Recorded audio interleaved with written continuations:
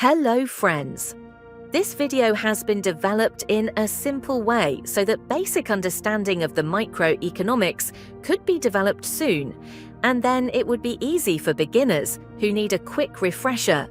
And through this, student will grasp the small and basic concepts of microeconomics. Okay, let's start. Before going directly to microeconomics, first we need to familiar the few terminologies. Let's discuss one by one. Number 1, wants and needs.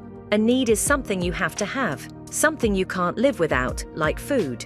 If you don't eat, you won't survive for long. On the other hand, a want is something you would like to have. It is not absolutely necessary, but it would be a good thing to have, like music. You don't need music to survive.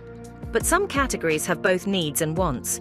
For example, food could be a need or a want, depending on the type of food.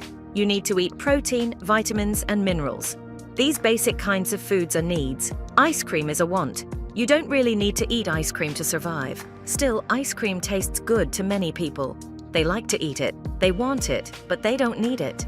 Next term is scarcity, which is also called paucity. This is the fundamental economic problem of having seemingly unlimited human wants in a world of limited resources. It states that society has insufficient productive resources to fulfill all human wants and needs.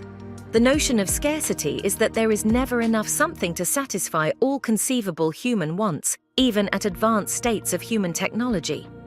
Scarcity involves making a sacrifice, means giving something up or making a trade-off in order to obtain more of the scarce resource, means less resource that is wanted.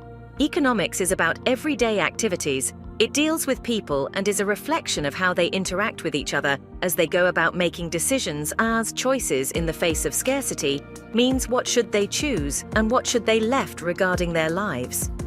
Economics means that you have resources in economy, and how will those resources be allocated? Suppose you have $1,000, which is a resource, and you are going to allot it on whole amount on watching movies or purchase of books, or partially spent money on both for books and movie. Economics basically means society have scarce resources, means resources are very less.